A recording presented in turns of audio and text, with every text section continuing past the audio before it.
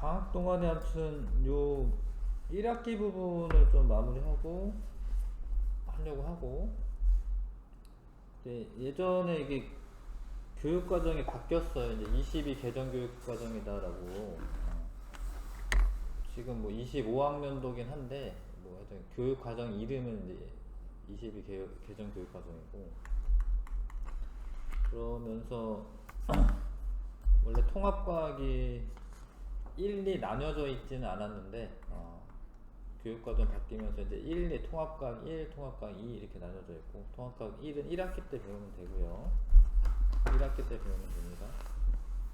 예전에는 1, 2 합쳐져 있었는데 이것도 좀 바뀌었고, 그 다음에 과학의 기초라고 하는 게 원래는 없었어요.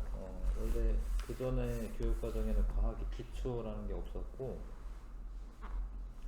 일단 과학의 기본량, 뭐 측정 표준, 뭐 이런 것들 이제 단위 같은 거 좀 소개를 하는 거고, 그 다음부터는 예전이랑 똑같아요. 사실은 과학의 기초 부분만 추가가 됐고, 예전 교육과정이랑 똑같습니다.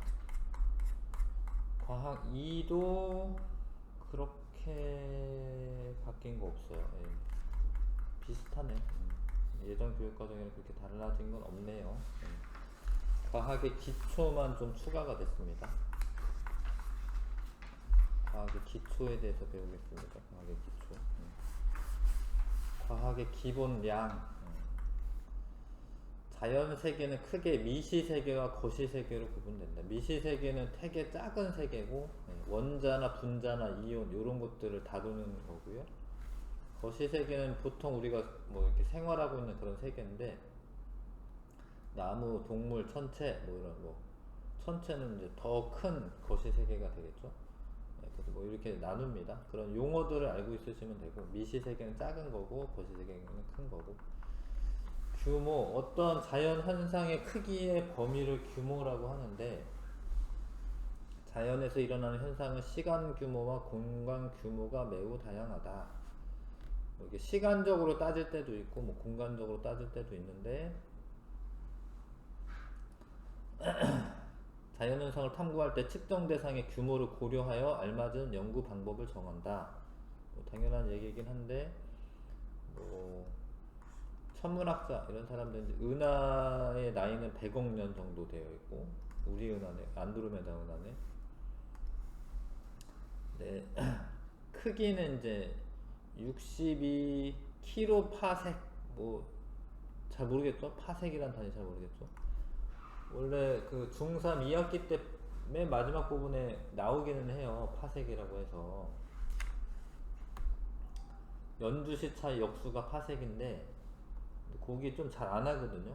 기말고사 끝나고 나면 잘 안 하는데, 아무튼 엄청 큰 단위입니다 이게.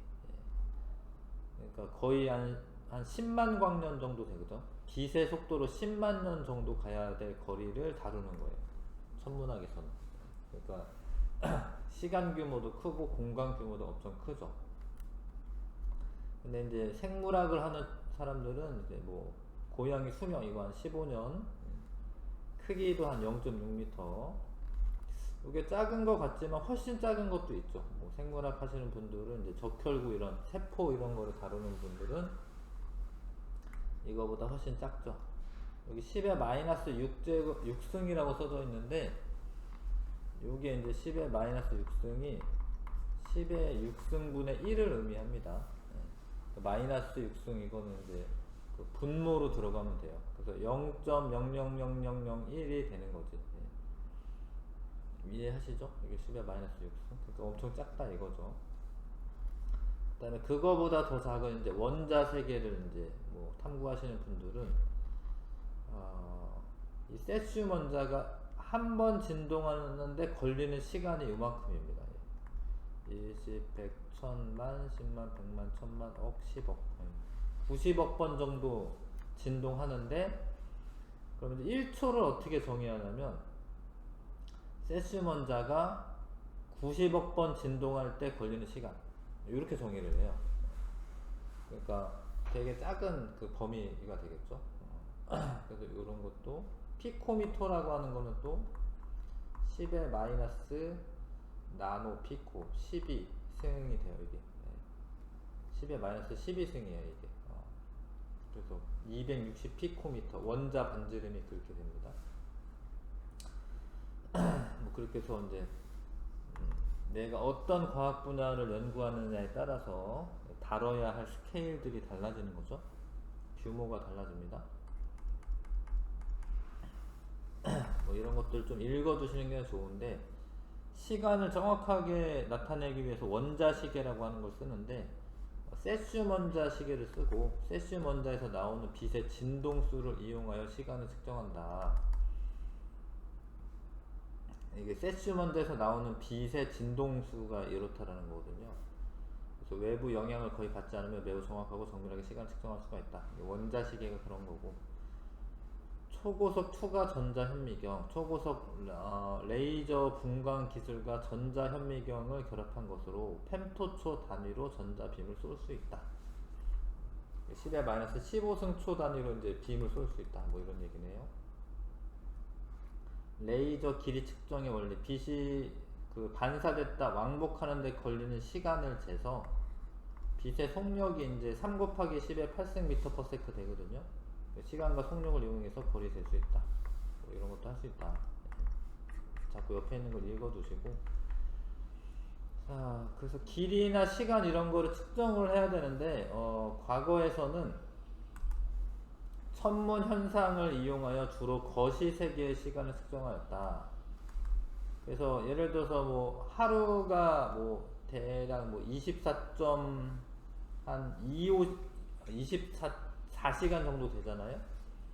그러면 이제 천문현상을 관측해서 그 하루의 길이를 24로 나누면 1시간이 되는 거고, 또 그걸 60으로 나누면 이제 1분이 되고, 또 60으로 나누면 1초가 되고 이렇게 되죠. 그런 식으로 했습니다. 과거에는. 근데 사실 그 하루가 정확하게 24시간이 아니에요. 알고 보면 1년도 정확하게 365일 아닙니다. 365. 대략 2, 4 며칠 뭐 이렇게 돼요. 좀 남아. 그래서 4년에 한 번씩은 하루를 집어넣어요. 2월 29일로. 그런 식으로 아무튼 이게 천문현상이 정확하게 1초나 뭐 1시간이나 이거를 정의를 못하기 때문에 변화될 수도 있고 그렇기 때문에 지금 현대에서는 시간은 이렇게 정의를 내립니다. 과학자들이 이렇게 하기로 한 거예요. 세슘 원자 시계를 이용해서 정밀하게 시간 측정한다. 세슘 원자에서 나오는 빛의 진동수를 이용하는 거죠. 그 세슘 원자에서 나오는 빛이 아까 90이었죠. 91억 9263만 1770번을 진동하기 때문에 1초에, 그러면 1초라는 거는 세슘 원자에서 나오는 빛의 진동하는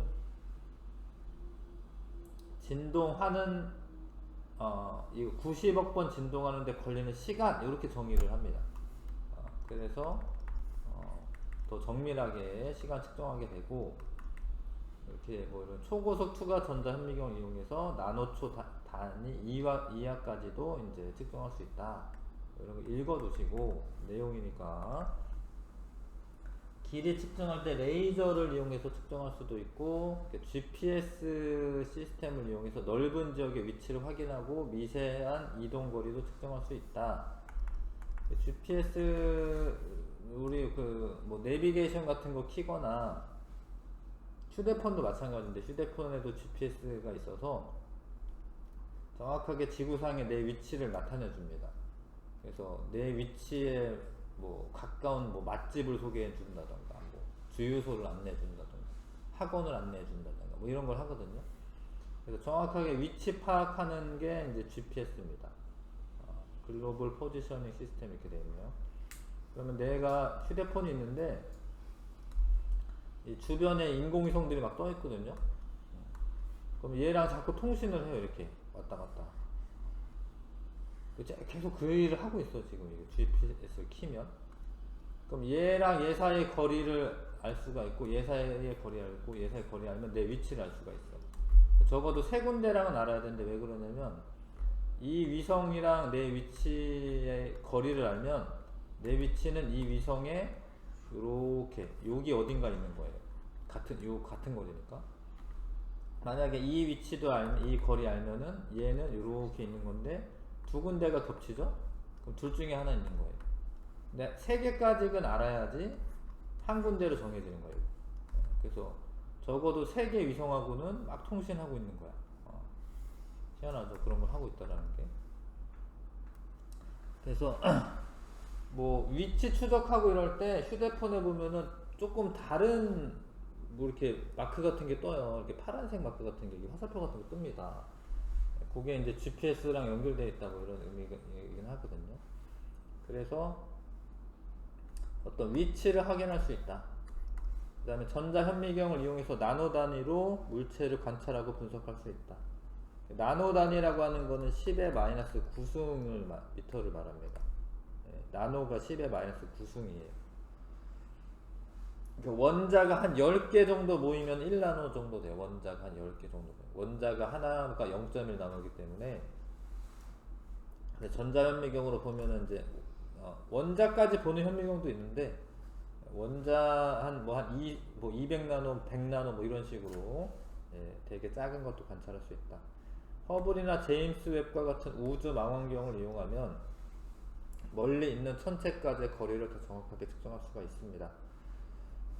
그래서 되게 작은 거부터 해서 큰 것까지 이렇게 과학이 발달하다 보니까 이렇게 확장되었다라는 거고.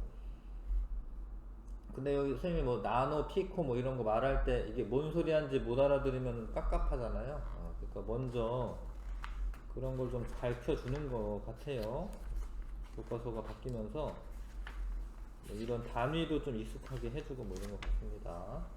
아무튼 나노라고 하는 거는 10의 마이너스 9승이고 마이크로는 10의 마이너스 6승이고 밀리는 알죠? 그죠? 밀리? 1mm 뭐 이런 거 10의 마이너스 3승이고요. 키로는 10의 세제곱이고 메가는 6제곱이고 기가는 9제곱입니다.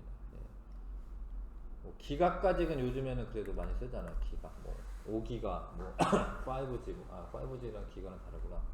하여튼 뭐 그런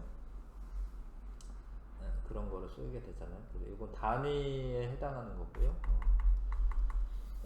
기본량, 자연현상을 설명하기 위해 필요한 기본적인 양이 기본량인데 시간, 길이, 질량, 전류, 온도, 광도, 뭐 빛의 세기 이런 거죠. 물질의 양, 질량, 물질량 뭐 이런 총 7개가 있다. 기본량은 다른 물리량을 활용하여 표현할 수 없다. 기본적인 양은 표현할 수가 없다. 시간, 길이, 질량, 전류, 온도, 광도, 물질량 이렇게 나누네. 이렇게 나눕니다. 시간은 초 단위로 하게 되고요. 이제 국제 단위 체계에서 우리가 뭐 원래 시간도 있고 분도 있고 초도 있잖아요. 근데 이제 물리 같은 거 하다 보면 계산할 때 보시면 대부분 초 단위로 합니다. 초 단위로. 킬로미터 퍼 아워 뭐 이런 거 안 쓰고 미터 퍼 세컨드 이런 거 쓰거든요. 길이는 미터 단위로 하시면 되고 질량은 킬로그램 단위로 하시면 되고 전류도 이제 암페어 단위를 씁니다. 뭐 미리 암페어 이렇게 나와 있는 건 암페어로 고쳐서 식에 집어넣어야 돼요. 기본 단위로 고쳐서 쓰게 되고 온도는 우리가 섭씨 온도를 많이 쓰는데 섭씨 온도에다가 273을 더하면 켈빈 온도라고 해서 절대 온도가 됩니다. 뭐 그런 거를 쓰게 됩니다. 그 다음에 광도는 이제 빛의 세기인데 칸델라라고 하는 단위 쓰게 되고 물질량은 이제 화학에서 많이 쓰는 건데 몰이라고 해서 1몰은 6.02 곱하기 10의 23승 개를 말합니다.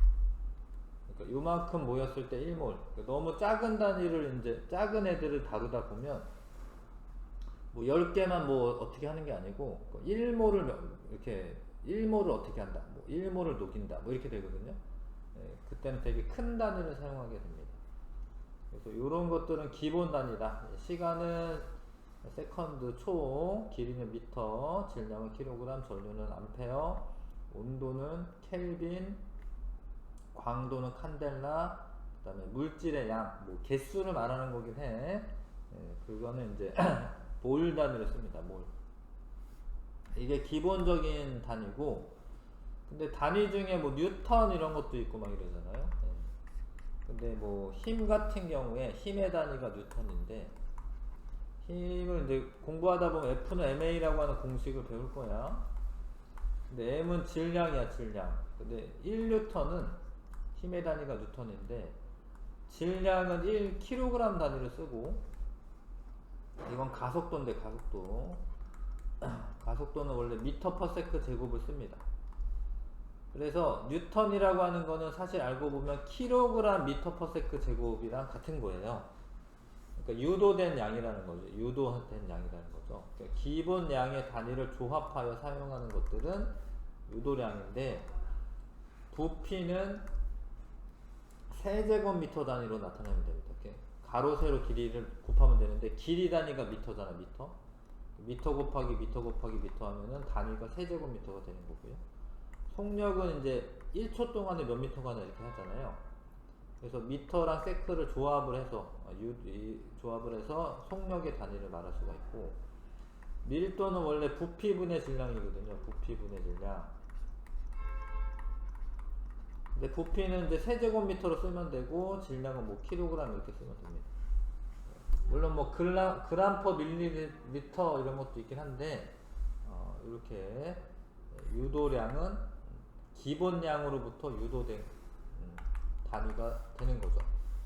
넓이는 제곱미터, 부피는 세제곱미터, 속력 미터 퍼 세크, 가속도 미터 퍼 세크 제곱, 힘은 킬로그램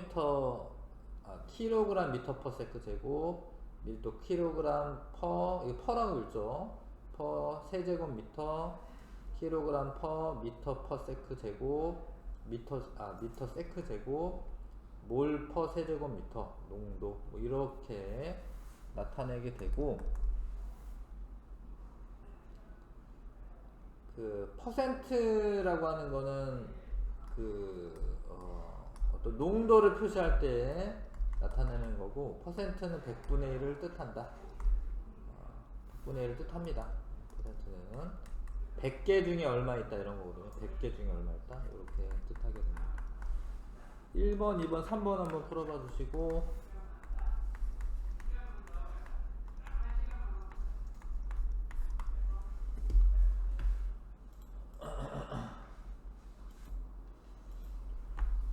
뭐 다 맞긴 했는데 그래도 같이 볼게요. 미시세계는 큰 물체 이런 건 아니죠. 거시세계죠. 자연에서 일어나는 현상들은 시간과 공간 규모가 매우 다양하다. 맞는 이야기. 시간과 길을 측정할 때 규모와 관계없이 같은 방법 사용한다. 그럴 수가 없고요. 현대는 세시먼더 시계를 이용해 정밀하게 시간 측정할 수가 있다. 맞고. 시간, 길이, 질량, 전류, 온도 등과 같은 무엇은 기본량이에요. 기본량. 기본량은 자연현상을 설명하기 위해 필요한 기본적인 양이다. 기본량의 단위는 국제 단위계에 따라 SI라고 하는데, 국제 단위계 기본 단위를 정해서 사용한다. 모의 단위 길이죠. 길이 단위는 미터. 이거는 온도입니다. 온도. 절대 온도 단위이긴 한데 켈빈 온도를 쓴다. 유도량은 기본량으로부터 유도된 양이다 라는 이야기고요. 그 다음에 유도량의 단위는 기본량의 단위를 조합하여 사용할 수 있습니다. 근데 그렇게 할 수 있는데, 그게 좀 귀찮으니까 그거를 이렇게 뭐 과학자들 이름을 따서 이거를 뉴턴이라고 하자 이렇게 쓰는 거예요. 이런 식으로. 1뉴턴은 얘랑 같은 거죠. 뭐 그런 식으로 쓰는 겁니다. 과학자들의 이름을 따놓는 게 있어요. 사실 뭐 이런 켈빈 이런 것도 이름이긴 한데, 그렇게 사용하는 거고, 그 다음에 길이, 넓이, 부피는 모두 유도량이다. 길이는 기본량이니까 이거 아니고 X. 그 다음에 물체의 부피는 기본량 중 길이를 이용해 설명할 수 있다. 맞는 거죠. 부피는. 되셨고요. 넘어가겠습니다. 내신 탄탄 풀어보겠습니다. 내신 탄탄 1번부터 7번까지 한번 풀어봐 주세요.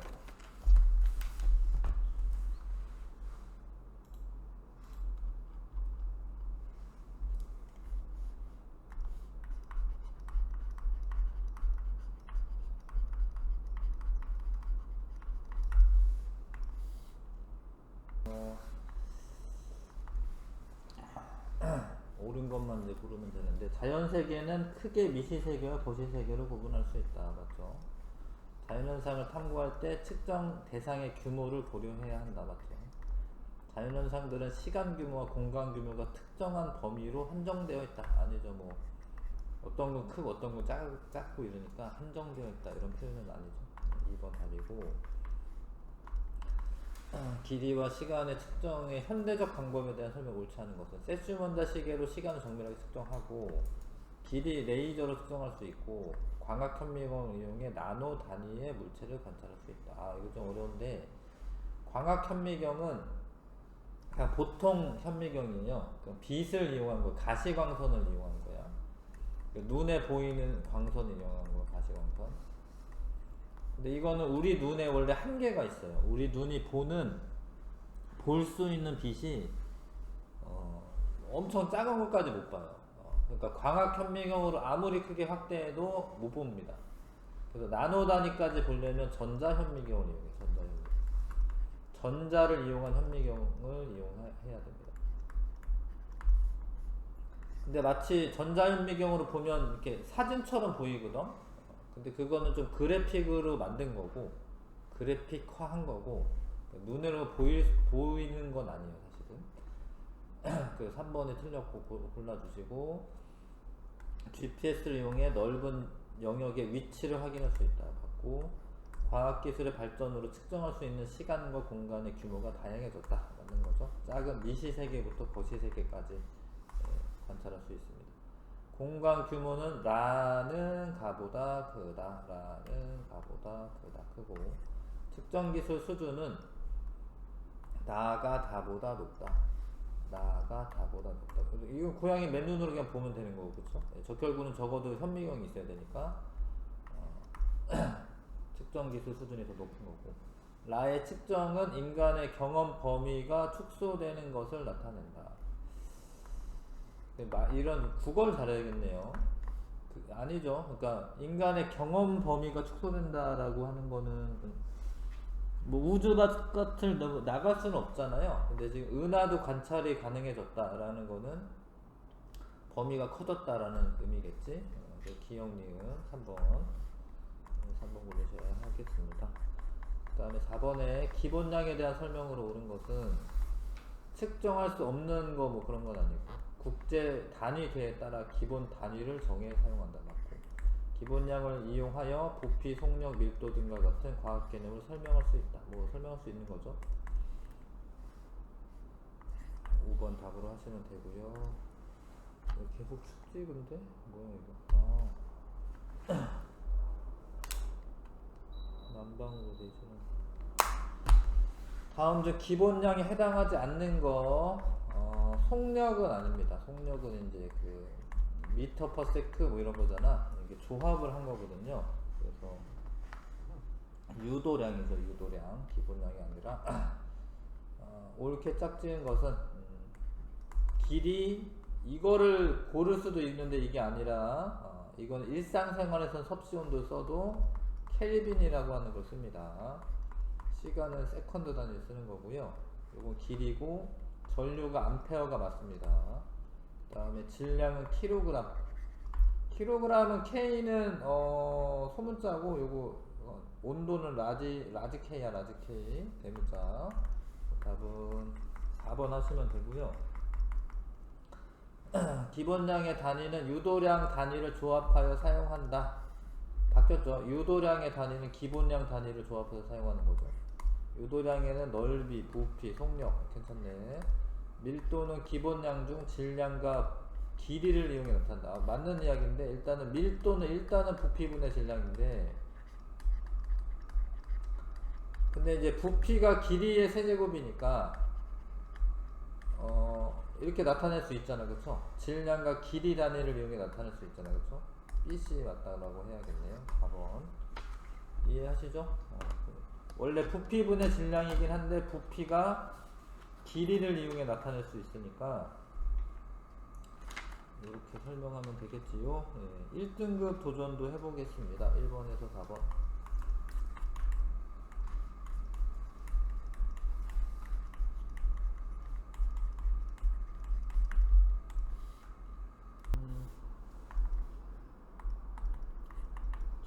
원자의 이 지름이 수소 원자가 원래 제일 작은데 0.1 나노미터입니다. 이게 10의 마이너스 10승 미터예요. 나노가 10의 마이너스 9승 단위여가지고. 그다음 전자가 원자 핵 주위를 도는 시간이 아토초. 아토는 모르겠다. 10의 마이너스 18승 같긴 한데 어디 나오나? 아토. 펜토는 아까 10의 마이너스 15승이었거든요. 아토는 아마 10의 마이너스 18승 초 같은데 얘가. 아까 펜토가 10의 마이너스 15승이었고 그런 것 같은데. 아무튼 엄청 작다. 그 다음에 이제 태양 주변을 지구가 도는데 태양에서 지구까지 거리를 1AU라고 이렇게 정한 거예요, 사람들이. 이걸 1AU라고 합시다, 이렇게. 1AU가 이제 1억 5천만 킬로미터, 1억 5천만 킬로미터. 그 다음에 지구가 한 바퀴 도는데 걸리는 시간은 365일이고 그 가에서 0.1 나노미터는 10의 마이너스 10승미터. 이거 모를 수 있죠. 맞아요. 이게 이해하시죠? 0.1 곱하기 10의 마이너스 9승 미터인데 그러면 10의 마이너스 10승미터가 되는 거죠. 가는 미시세계고 나는 거시세계고 공간 규모는 나가 가보다 크다. 기억지급고라 되네. 3번. 그 다음에 원의 성질을 이용해서 지구 크기 측정했죠. 이거 지구 측정한 사람 했고 이제 인공위성을 이용할 수도 있다. 지금은 가는 과거의 측정 방법이다. 그렇죠? 그 다음에 나는 현대 측정 방법이다. 그렇네. 과학기술의 발전으로 길이 측정 기술이 발전하였다. 뭐 맞네. 5번 답이고요. 이거 뭐 에라토스 테네스가 이거 한 거 기억하시죠? 중학교 때 나온 거잖아요. 그 다음에 기본 양과 단위이다. 맞네. 온도 맞죠? 예, 기본 양과 단위이다. 7개 기본 양은 다른 물리량을 활용하여 표현할 수 있다. 그게 아니라 이제 이 기본 양으로 다른 애들을 표현할 수 있는 거지. 기본 양은 이거를 다른 애를 표현할 수 있는 게 아니죠. 자, 크거나 작은 값을 간단하게 하기 위해 단위 앞에 접두어를 기호로 함께 사용하기로 한다. 맞는 얘기죠. 뭐 밀리나 뭐 나노나 아니면 뭐 기가나 뭐 키로나 뭐 이런 것들 있잖아요. 이게 접두어로 들어가는 겁니다. 기억되고 4번 답이고 그 다음에 속력의 단위는 길이 단위와 시간 단위의 조합으로 나타낸다. 맞죠? 미터 퍼 세크니까. 그 다음에 기억은 압력은 원래 단위 면적당 작용하는 힘이에요. 면적당 작용하는 힘입니다. 단위 면적당 작용하는 힘. 면적은 제곱미터 단위로 쓰면 되고 아까 힘은 있잖아요.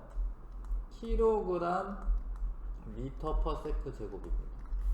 어려운데 무작정 외우려면 사실 어렵고 힘의 정의가 힘은 F는 ma라고 하는 공식이 있거든요. 질량 곱하기 가속도예요. 질량은 킬로그램 단위고 가속도는 1초 동안 몇 미터 퍼 세크 증가하느냐 이런 거여서 미터 퍼 세크 제곱이 됩니다. 그래서 힘이 킬로그램 미터 퍼 세크 제곱이고 면적은 미터 제곱이고. 근데 이게 단위들끼리 원래 약분되고 이러는 거예요. 그래서 여기 분자에 있는 요거랑 이렇게 약분됩니다. 그러면 킬로그램 퍼 미터 세크 제곱 요렇게 나오겠네. 어렵네. 이해하시겠어요? 정리 좀 해보시겠어요? 여기 정리 좀 한번 해보세요. 왜 제가 나오는지.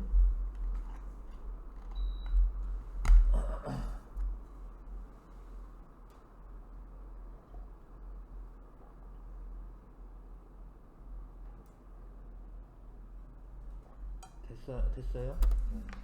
근데 이것도 다 어렵네. 이거는 원래 화학 시간에 이제 몰농도라고 하는 거 배웁니다. 화학 고2는 돼야 되는데 몰농도가 용액의 부피분의 용액의 부피분의 용질의 몰수인데, 아무튼 부피는 세제곱미터 단위로 쓰면 되고, 그쵸? 부피. 그 다음에 몰수는 몰 단위로 쓰면 돼서, 니은에 해당하는 거 농도가 해당한다, 이거 맞는 이야기 되는 거예요. 농도에 해당하는 거예요. 그러니까 세제곱미터 안에 많이 들어가 있으면 농도가 진한 거고, 몰수는 그 분자들의 개수 이런 거거든요. 많이 들어가 있으면 농도가 진한 거고, 조금 들어가 있으면 농도가 작은 거고. 그래서 몰 퍼 세제곱미터는 농도 단위로 써도 되는 겁니다. 다 5번 하시고 됐죠? 잠깐 쉬었다가 그 다음 단은 할게요.